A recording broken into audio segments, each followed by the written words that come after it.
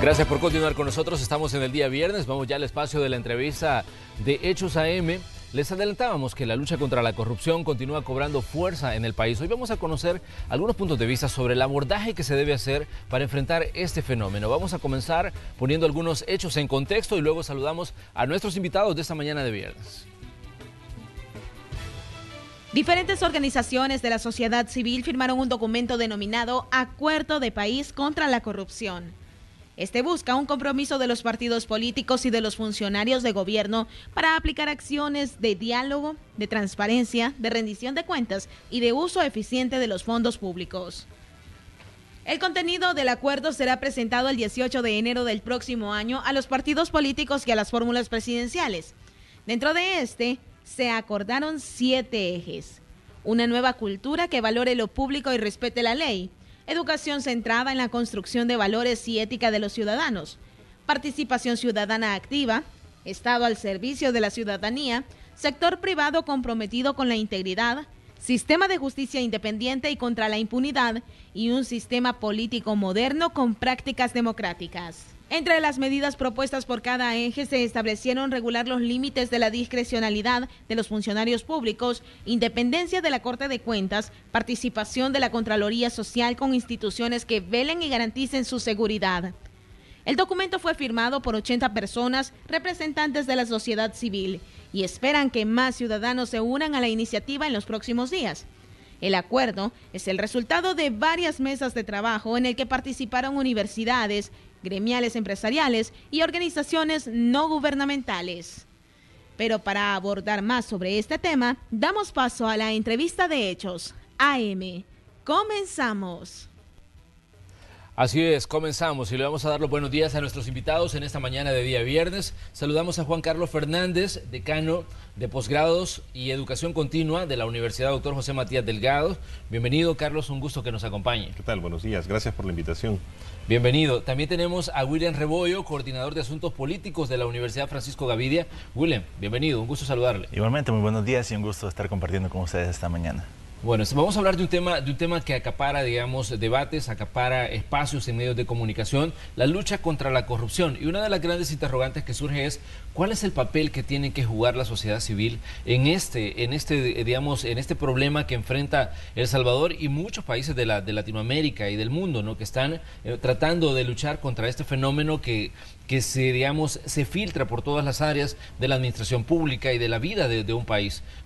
Lo escuchamos, Carlos. Particularmente la sociedad civil tiene que jugar un rol de contraloría social. Tenemos que estar vigilantes y observantes continuamente del accionar no solo de los funcionarios públicos, sino que también de todos los funcionarios o entidades privadas, a los efectos de que la lucha contra la corrupción pueda tener efectos y disminuir todos los casos que últimamente hemos estado viendo. La sociedad civil es la que tiene que tener siempre el dedo sobre el renglón para minimizar el impacto de la corrupción. William, su punto de vista sobre esta situación, ¿qué papel debe jugar, digamos, el ciudadano? ¿Qué papel deben de jugar todas esas instituciones que constantemente están martillando y están insistiendo en que es necesario que en El Salvador se tomen los acuerdos para enfrentar este fenómeno? Sí, definitivamente hemos visto cómo en los últimos años ha ido evolucionando el tema de la participación ciudadana. Cada vez se va manifestando de mejor manera. Hemos tenido grandes ejemplos acá en la región de manera cercana. Tenemos el país vecino Guatemala y todo el contexto internacional también ha ido empoderando a la ciudadanía. Entonces no cabe duda que ahora la forma de hacer políticas públicas ha cambiado. Ya no puede ser solo el Estado, no pueden ser solo los diputados o las instituciones públicas quienes decidan, sino que cada vez más pues, la ciudadanía tiene que ir participando y ejerciendo un control mayor. Y más aún cuando tenemos grandes casos de corrupción que se han ido revelando en los últimos años, ¿verdad? Que causan gran indignación y pues precisamente es porque son proyectos que se dejan de hacer en beneficio de la población. Entonces es por ello que la participación ciudadana definitivamente tiene que fortalecerse y apuntar a hacer una mayor contraloría. Estamos en medio de una campaña presidencial, una campaña que es importante y determinante para el futuro de El Salvador, y es importante conocer también y evaluar el abordaje que están haciendo los candidatos a la presidencia de la República de este problema que obviamente lo van a tener que enfrentar independientemente de quién llegue, digamos, al Ejecutivo en el año 2019. ¿Cómo ven ustedes desde, digamos, el sector académico el abordaje que hacen los candidatos? ¿Ven ustedes compromiso? ¿Ven ustedes realmente que están poniendo los elementos necesarios para enfrentar un fenómeno que ha drenado pues muchísimos recursos a El Salvador? Creo que es sumamente importante que las 4 fórmulas presidenciales están hablando ya sobre el combate a la corrupción, algunas de ellas presentando puntuales medidas que deben de tomarse en cuenta. Creemos que todavía falta más que se profundice en esa temática, pero es positivo, como digo, que ya se tome en cuenta esta temática y por lo tanto eso facilitará el hecho de que se adhieran al acuerdo de país el 18 de enero. Vemos que es fundamental que ellos puedan ver este documento. Tiene una serie de medidas puntuales, específicas, de diferentes plazos en los cuales se puede ir avanzando con la corrupción y esperamos que el acuerdo se convierta en una especie de hoja de ruta para ellos. Sí. William, ¿usted qué piensa del abordaje que están haciendo los candidatos? ¿Qué nos dice o qué garantía le dan los ciudadanos, por ejemplo, que esto no se convierte en una promesa? Porque recordemos que una cosa es lo que se promete durante una campaña y otro son, digamos, los espacios que puede tener cada fracción política, los espacios que puede tener cada partido, la voluntad que pueda tener cada partido en determinado momento para enfrentar un fenómeno tan grave como el de la corrupción. Claro, definitivamente los partidos políticos tienen una gran deuda con la población. Vemos diferentes estudios y encuestas que reflejan que cada vez más la población está en descontento con los partidos políticos. Entonces ahí se les representa también un gran reto a los partidos políticos para que realmente estas promesas de campaña, que ya en muchas ocasiones estamos acostumbrados a escuchar muchos discursos, pero en la práctica difieren en muchas ocasiones, entonces ahí se presenta un gran reto para los partidos políticos para esta vez recuperar la confianza de la población y efectivamente implementar estas acciones. Cabe destacar una cuestión: en este proceso de diálogo que venimos efectuando ya desde un poco más de un año, han venido participando también el sector político y se han involucrado en diferentes mesas de participación de este proyecto. Entonces, hay insumos que se han recolectado directamente del aporte de los partidos políticos y han mostrado también su participación en este proyecto y voluntad de poder apoyarlo. Entonces, esperamos que se concretice y efectivamente hemos hecho este acto en 2 fases. El 29 de noviembre hicimos un acto de firma de la sociedad civil de este acuerdo de país, que es este documento que les mostramos acá, que contiene precisamente los grandes lineamientos de lo que se espera lograr en la lucha contra la corrupción. Entonces, en la primera fase, el 29 de noviembre, se hace con la sociedad civil y posteriormente el 18 de enero lo vamos a presentar para las instituciones públicas, los presidentes de los 3 órganos del Estado y los candidatos a la presidencia, a la fórmula presidencial. Muy Entonces, bien. sí esperaríamos un compromiso. Exactamente. Hay un elemento que me llama la atención, dice nueva cultura que valore lo público y respete el respeto a la ley. Me llama mucho la atención esto, porque de pronto escuchamos a los ciudadanos en la calle y escuchamos hasta cierto punto una normalización de los hechos de corrupción.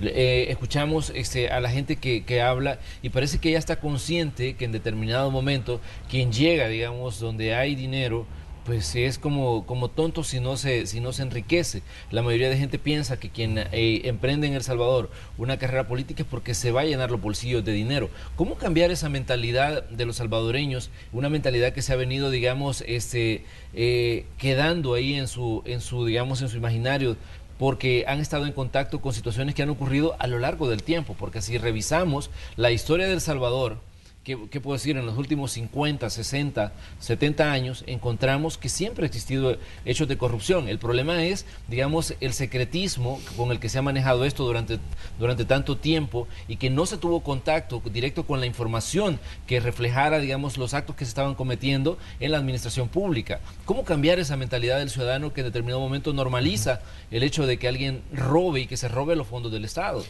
Ese es precisamente uno de los principales retos de este acuerdo, porque en efecto el cambio cultural lleva mucho tiempo implementarlo.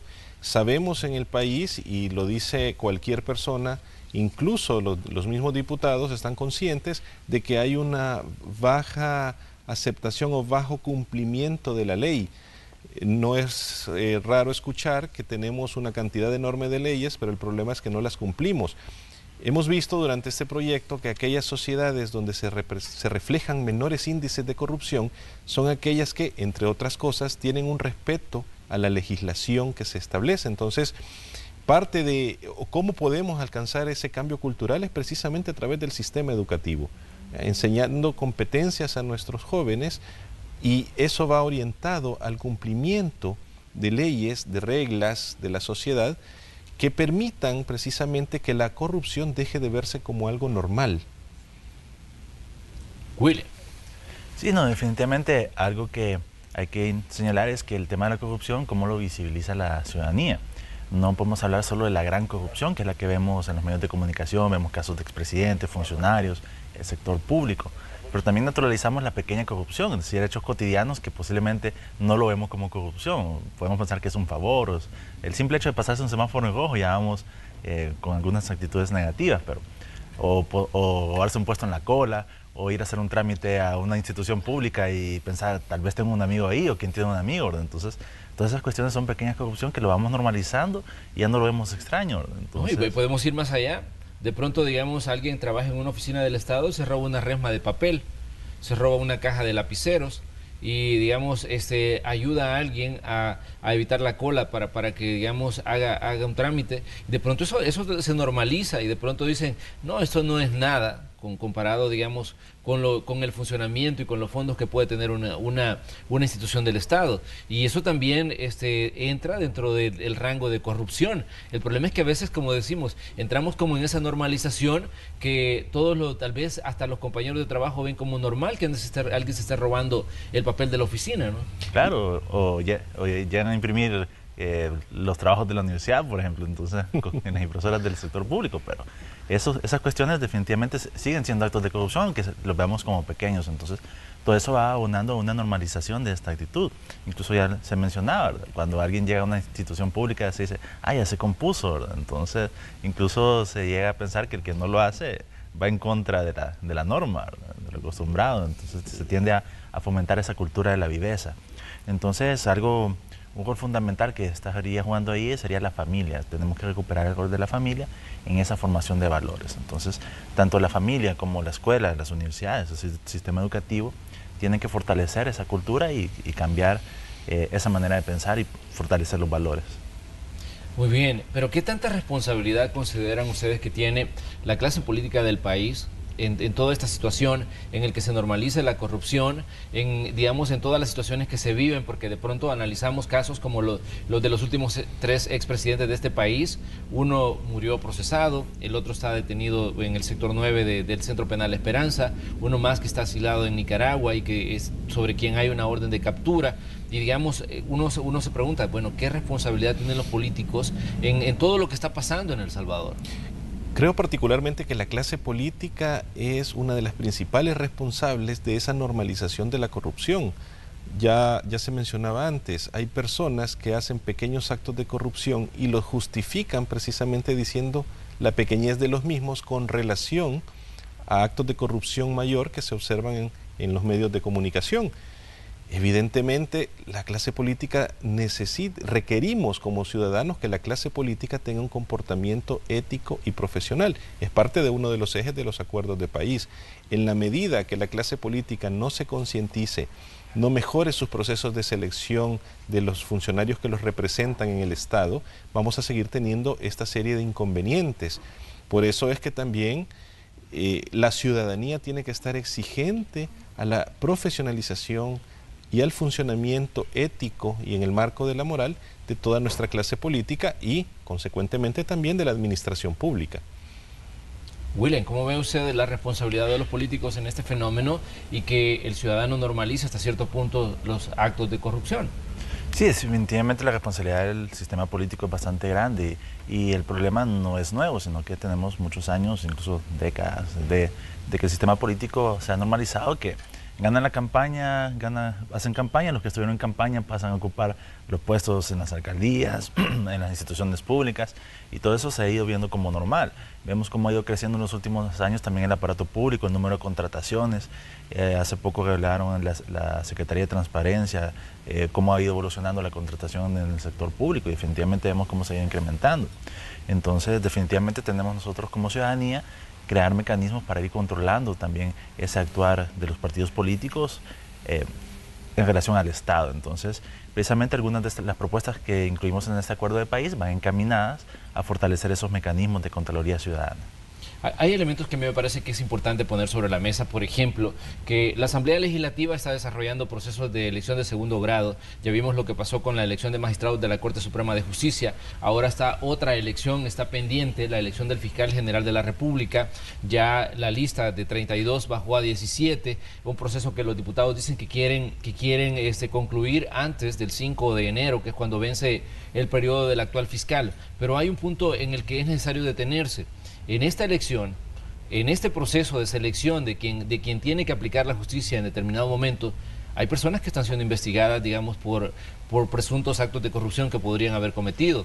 Gente que está siendo investigada por enriquecimiento ilícito. ¿Consideran ustedes válido, digamos, que en determinado momento alguien que en algún momento puede llegar a enfrentar la justicia por un hecho que haya cometido a nivel patrimonial, un hecho que haya cometido a nivel de manejo de fondos públicos, en determinado momento tenga que elegir a quien tiene que aplicar la justicia en El Salvador? No, definitivamente válido no es y mucho menos legítimo. Debemos de establecer mecanismos precisamente para buscar evitar esa situación y particularmente deberíamos de tener aquellos mecanismos de destitución cuando un funcionario haya sido elegido pero posteriormente se demuestra que ha cometido algún delito. Debería de ser un causal de destitución inmediata y esa es parte del esfuerzo que como sociedad civil debemos de realizar para presionar en el sentido de que ese tipo de medidas puedan adoptarse como parte de las reglas del juego que nos permita tener funcionarios probos. Willy. Sí, algo que hay que mencionar es que el actual de estos funcionarios que siguen participando en procesos de selección de otros funcionarios de segundo grado, también se amparan en lo que establece la Constitución. Existe una presunción de inocencia. Entonces, mientras no se les compruebe que han cometido algún delito, siguen siendo inocentes, por así decirlo. Sin embargo, podemos ver que también puede conflictuar con principios éticos, de saber que está siendo investigado y estar participando en la elección de funcionarios que van a investigar ese posible cometimiento de delitos. Entonces, definitivamente, si bien no es ilegal la participación, pero podría estar contraria a la ética, y ahí es donde habría que hacer diferenciación y también la ciudadanía estar más atenta. También hemos visto en la elección de los magistrados anteriormente como el rol de la sociedad civil fue más determinante, estuvieron participando. Las universidades también estuvimos involucradas en el tema de proponiendo baremos para asegurar el mérito y la idoneidad de las personas que iban a ser electas. Entonces, definitivamente se ha visto una evolución de la misma sociedad civil y también nosotros como universidades que cada vez nos estamos involucrando más en estas temáticas para hacer como una garantía y un contralor en representación de la ciudadanía. Definitivamente la participación de la sociedad civil es un elemento que se ha agregado, digamos, a todo este debate que hay en El Salvador. Pero, ¿qué piensan ustedes cuando en determinado momento hay molestia de parte de los actores que están, digamos, tomando decisiones por la incidencia que quiere tener la sociedad civil? Porque se les acusa de querer influir en un proceso de elección, se les acusa de querer influir en las decisiones que se pueda tomar sobre fenómenos como la lucha contra la corrupción y se trata hasta de deslegitimar la participación de ustedes como sociedad civil, en este caso representantes del sector académico, ¿no? Esos comportamientos son casi lógicos, son esperados de parte de aquellos sectores que no estaban acostumbrados a la participación social en la toma de las decisiones políticas. Ahora, deberán de irse acostumbrando a que la sociedad civil ha ido ganando nuevos espacios y lo seguirá haciendo en el futuro, de manera tal que todas las decisiones políticas puedan tener un amplio consenso sobre la base de la sociedad. Evidentemente también la sociedad política o algunos sectores de ella tendrán sus intereses particulares, todos los tenemos. Lo importante es que todos esos procesos de participación se den en un marco de transparencia, de manera tal que todos los involucrados puedan conocer las posturas de las diferentes instituciones. Las críticas siempre vendrán al respecto, pero es parte de la vida democrática del país. También hay elementos que quiero sumar a esto que estamos discutiendo esta mañana. Estamos hablando sobre el fenómeno de la corrupción y la lucha que se tiene que hacer en El Salvador. Yo leí un análisis que me llamaba mucho la atención cuando decía que la corrupción en El Salvador es un mal endémico y que quienes dijeron que el país no necesitaba ayuda internacional para combatirla se equivocaron o pretendían garantizar en determinado momento no ser perseguidos, digamos, por la justicia. ¿Qué piensan ustedes? ¿Qué tan grave es el fenómeno de la corrupción para un país como El Salvador? Sí, no, definitivamente el tema de la corrupción ha ido siendo cada vez más grave. tiene que ver también, hay indicadores internacionales en temas de corrupción. Tenemos algunos indicadores, por ejemplo, de Transparencia Internacional, en el que posicionan al país y han ido evolucionando, y vemos que cada vez ha ido siendo más compleja esa percepción de la corrupción. Cabe también destacar de que posiblemente la percepción de la corrupción va en aumento debido a que han sido más visibles los hechos de corrupción. Y en ese sentido los medios de comunicación han jugado un gran papel, porque han visibilizado esos hechos de corrupción, y de esa manera las personas han ido dándose cuenta de todo esto que está sucediendo. También podría atribuirse esto a un mejor funcionamiento de las instituciones que han activado esos mecanismos para poder detectar esa corrupción. Pero definitivamente es grave el problema. Algunos estudios a nivel internacional mencionan, por ejemplo, el Fondo Económico Mundial, que la corrupción anda alrededor del 5% del PIB mundial. En el caso de El Salvador, anda lo que se pierde en corrupción alrededor del 2% del PIB. Entonces, definitivamente es grave. Lo que pasa es que generalmente pensamos en los grandes casos de corrupción, pero hablamos nuevamente de la pequeña corrupción que se da a niveles intermedios, incluso en el sector público. Tampoco podemos excluir el sector privado, porque el tema de la corrupción está el corrupto y el corruptor, ¿verdad? Entonces, también hay que ver que es un juego de diferentes caras, pues, y definitivamente en estos indicadores internacionales El Salvador ha ido desmejorando en sus posiciones en cuanto a transparencia y lucha contra la corrupción. Entonces, definitivamente es un problema que merece la atención de todos los ciudadanos. Juan Carlos, si tomamos como ejemplo una situación de un paciente y decimos El Salvador es un paciente que está enfermo de corrupción, y ustedes son los médicos que van a determinar qué tan grave está. ¿Qué nos podría decir si analizamos esta situación desde ese punto de vista para hacerlo más fácil de comprender? Creo que gracias al apoyo de la sociedad civil, este paciente está saliendo del coma.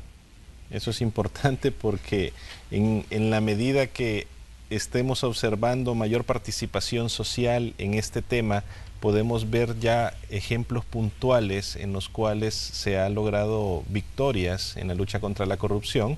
Ya se mencionaban ex vicepresidentes, tenemos un ex fiscal general también que ha sido condenado, y esperamos que esta situación continúe.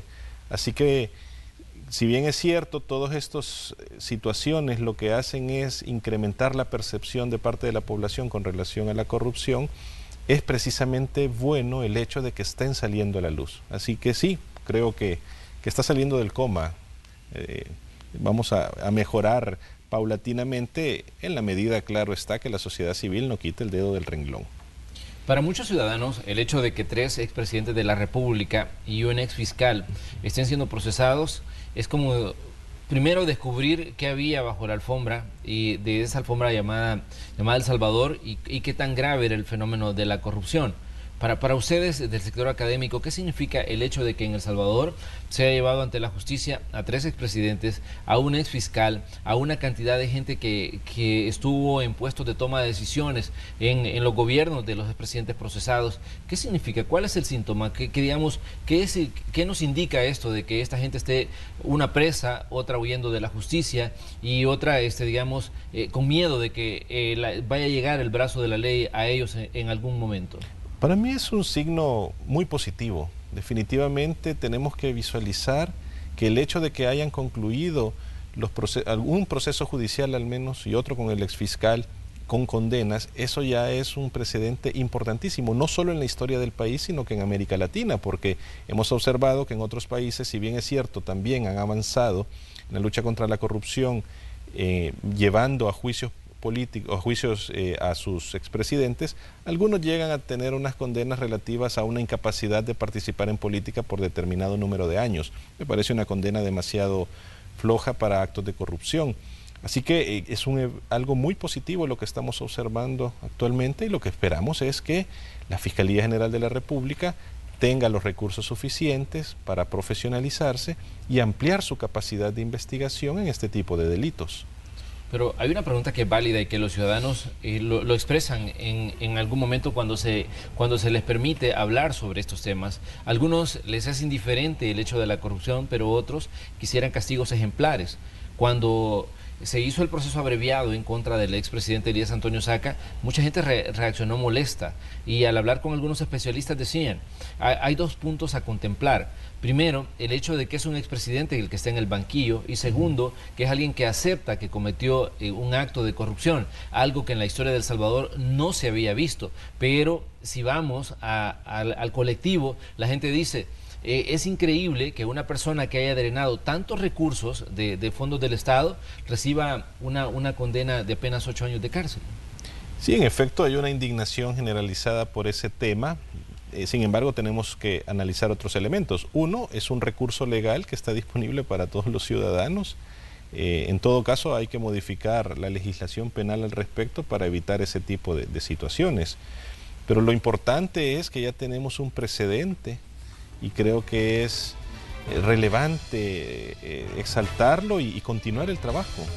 Siempre en este tema va a haber claroscuros, así que hay que seguirlo trabajando. Su perspectiva, Will. Sí, no, definitivamente hubo mucha insatisfacción por parte de la ciudadanía con la condena del expresidente Saca, pero ya como mencionaba el licenciado Juan Carlos, definitivamente han habido avances y hay que seguir profundizando. Tú ya lo mencionabas, hay muchos funcionarios aún con casos pendientes en la sección de probidad. Hay que fortalecer todas aquellas instituciones encargadas de la lucha de la corrupción y precisamente lograr condenas ejemplificantes, porque de esa medida hablábamos de un cambio cultural. En la medida en que tengamos casos ejemplificantes, eso también va a ir incidiendo en la cultura de las personas, porque va a haber un indicador, va a haber un persuasivo para esos actos de corrupción. Entonces definitivamente hay que fortalecer esa lucha. Vamos a ir a una pausa comercial. Esta mañana en el espacio de la entrevista de Hechos AM estamos cerrando la semana hablando de un tema de muchísima actualidad, la lucha contra la corrupción. Le pedimos a usted que se quede con nosotros. Nos separamos por unos segundos para darle espacio a nuestros anunciantes. Ya regresamos.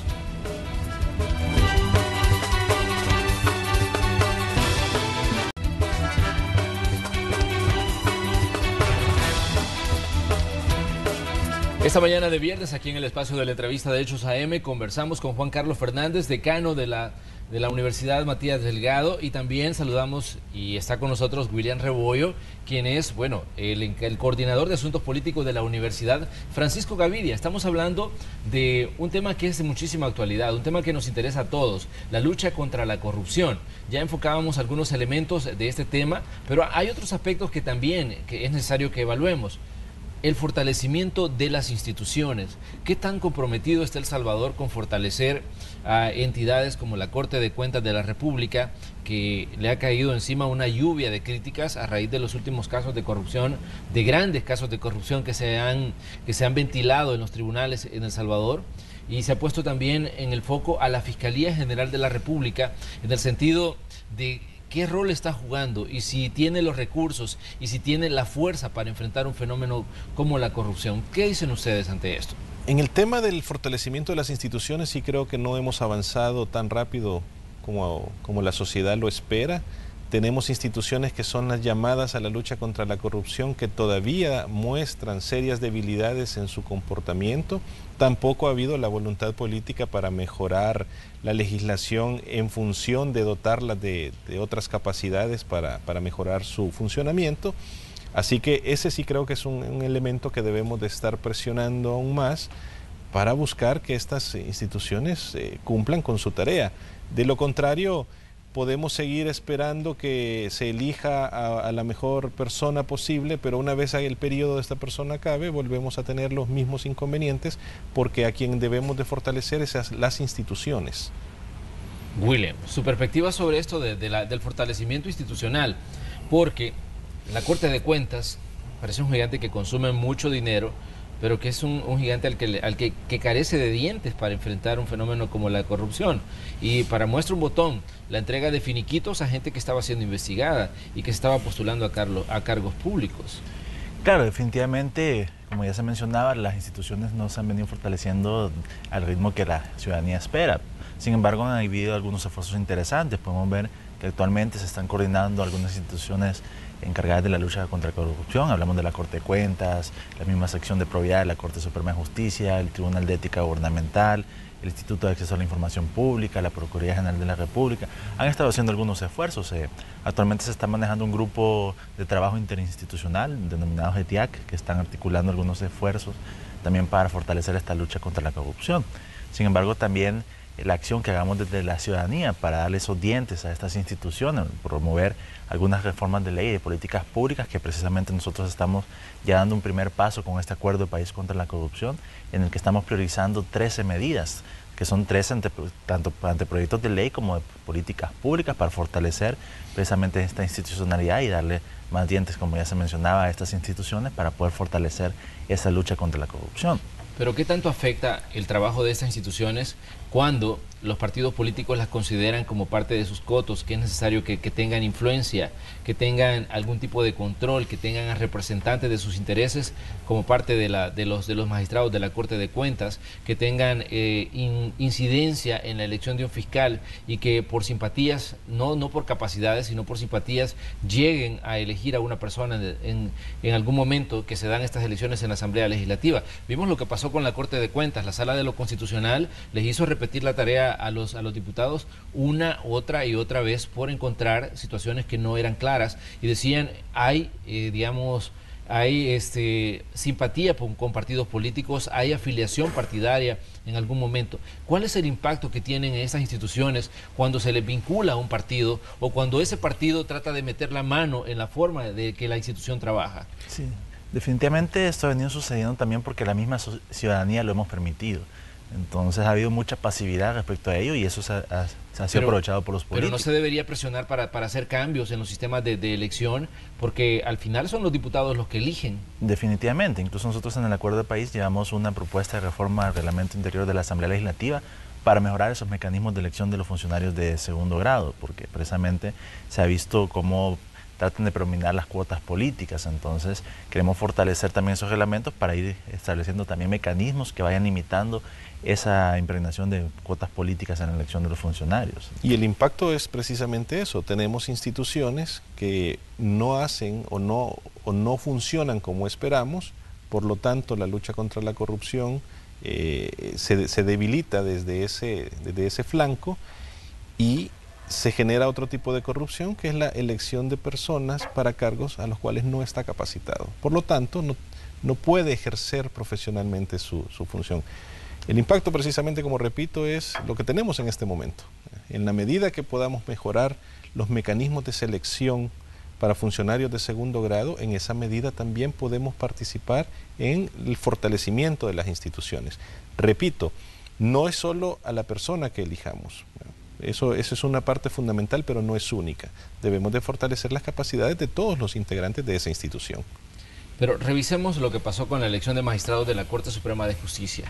Se hizo una serie de entrevistas, se hizo una serie de evaluaciones, se redujeron los listados, pero a la hora que se hizo la elección, en algunos casos predominó la simpatía por uno u otro representante de diferentes, digamos, la Federación de Abogados y el listado que mandaba el Consejo Nacional de la Judicatura, y los mejores evaluados, algunos quedaron fuera del proceso de elección y entraron otros porque tenían algún tipo de apoyo político, y parece que al final se convirtió en una broma el hecho de haber entrevistado a esta gente, de haberle evaluado y que no sirvió de nada que se le pusiera una calificación alta, si al final no quedaron y no se midió tanto la capacidad, sino la simpatía que podían tener o que podían cosechar entre los partidos. Es que ese es precisamente el resultado de no tener un sistema de elección formal y serio.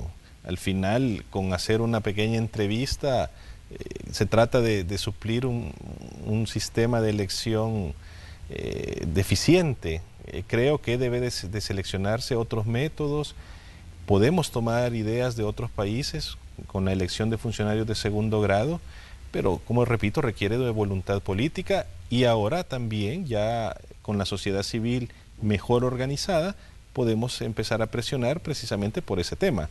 El Acuerdo de País contra la Corrupción ya contempla, como lo manifestaba William previamente, un eje orientado al fortalecimiento de las instituciones públicas que están en función de la lucha contra la corrupción. Así que estamos dando ese primer paso como sociedad civil en la presión para que los diputados puedan elegir de forma adecuada o cambiar, si no, el método de elección. Pero ¿qué tan abiertos están los sectores políticos en El Salvador a firmar este tipo de compromisos? Compromisos que son muy fuertes y que tienen un contenido que afectaría su trabajo en algún momento, que afectaría las decisiones que ellos toman. ¿Qué tan abiertos consideran ustedes que están los partidos políticos, las instituciones y los sectores productivos de El Salvador a comprometerse con un acuerdo como el que ustedes están promoviendo? Mire, queremos pensar que están abiertos a eso. Ese es el reto que ellos tienen, demostrarle a la sociedad civil, a la sociedad salvadoreña que están comprometidos en la lucha contra la corrupción, y por eso los estamos invitando para que firmen el 18 de enero este acuerdo de país. Van a estar, esperamos que nos acompañen todos los medios de comunicación. Queremos reflejar el compromiso del sector político y esperamos que así sea. La sociedad ahora está más pendiente de ese tipo de situaciones, así que esperamos que ese compromiso se demuestre con la firma. Es un reto para ellos, eso lo tenemos muy claro. Willy. Sí, no, definitivamente ahora en campaña todos están de acuerdo, todos están comprometidos y todo es una maravilla. Entonces es de esperar que realmente todas esas promesas... podemos hacer eco de un dicho popular: de prometer nadie se queda pobre. Claro. Y este es un tiempo de promesas, sí, en el que todo va a cambiar, se ofrece todo tipo de cosas, pero una cosa es el tiempo de campaña y las promesas, y otra cosa es enfrentarse ya a la realidad de manejar todo el sistema de instituciones que conforman el órgano ejecutivo. Sí. Y eso es obviamente una barrera que en determinado momento quien asuma la presidencia tiene que tratar de saltar. Claro.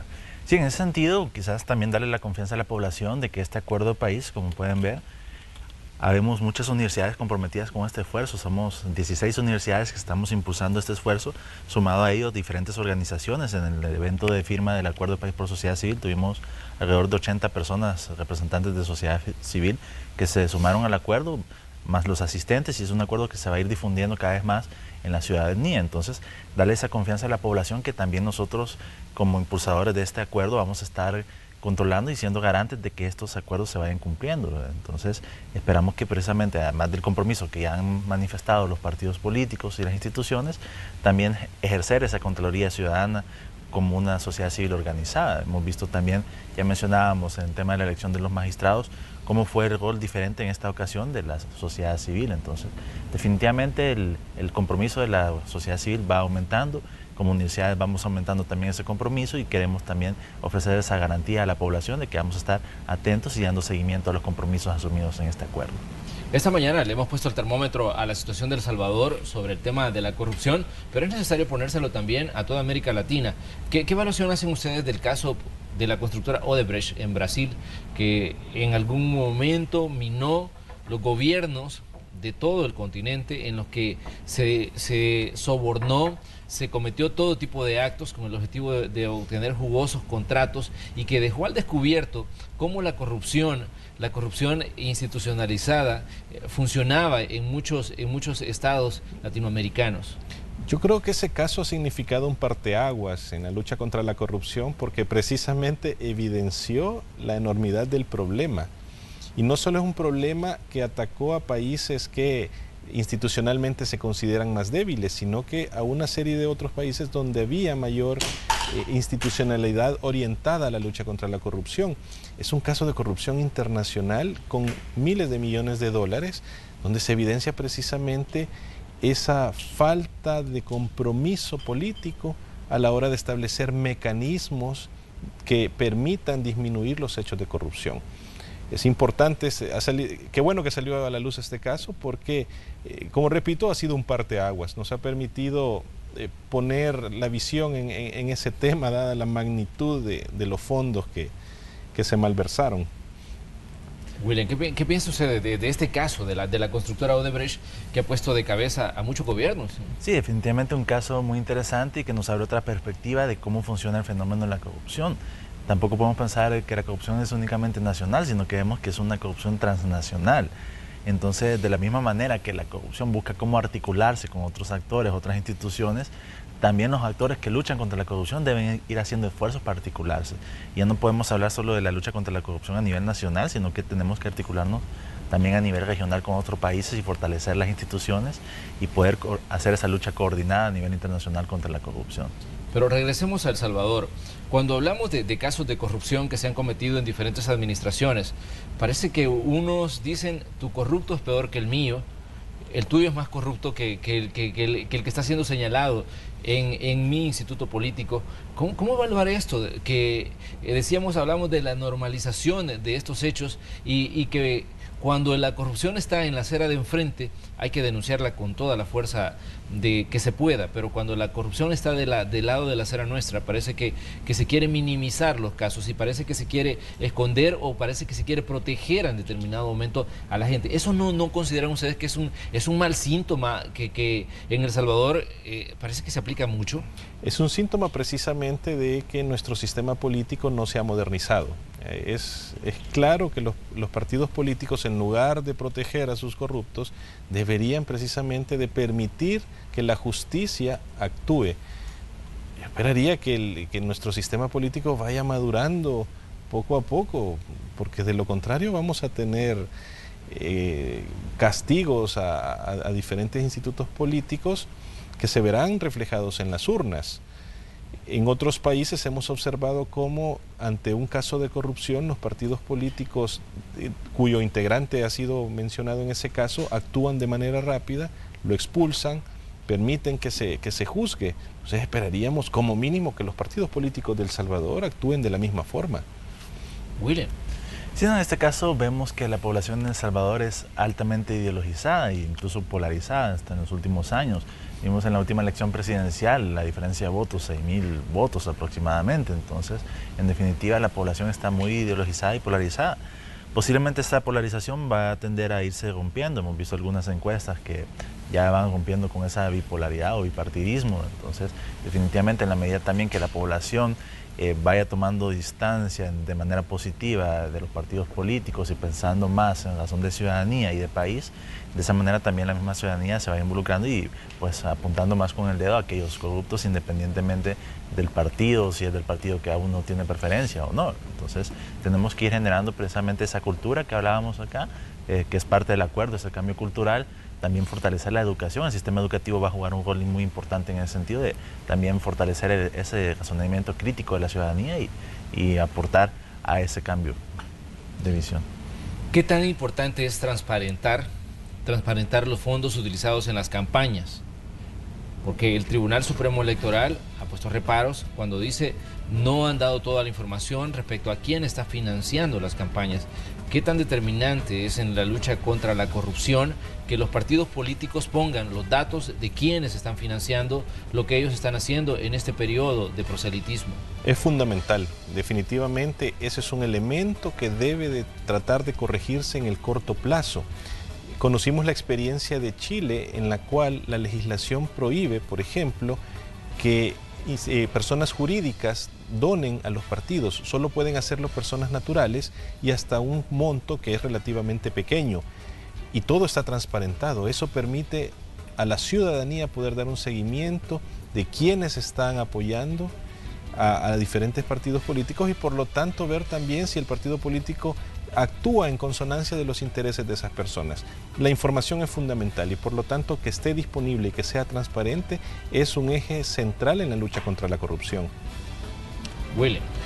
Sí, definitivamente tenemos que ir poniendo cada vez más candados a la corrupción y transparentar el financiamiento de los partidos políticos va a ser clave.